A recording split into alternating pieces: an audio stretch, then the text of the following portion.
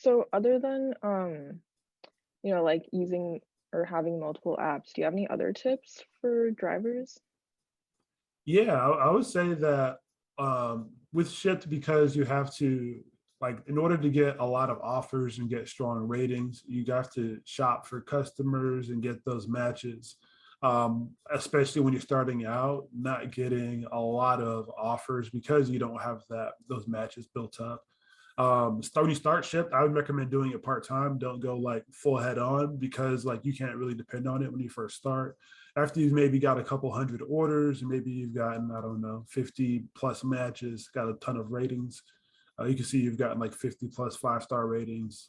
Then you can go start to lean into Shipt. Me, like right now, I have over 400, I know, 5-star ratings. And so I have a That's really pretty good. solid, yeah. I'm doing a video coming up in the near future about keeping 5-star ratings. But yeah, because of that, I can depend on Shipt the way I can as a part-timer, because I've built up those matches and that client base, for lack of better terms. That's what Shipt kind of talks to, is building your client base. So the biggest thing is, I'd say, a lot of Shipt shoppers, when they start out, are discouraged because like they get those first 10 orders, they're getting a lot of offers.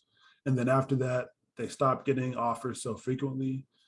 So that's why I say, just Shipt is a long game. Build your orders up slowly over time, build depending on it right out the gate, and yeah, play the long game. Yeah, definitely. So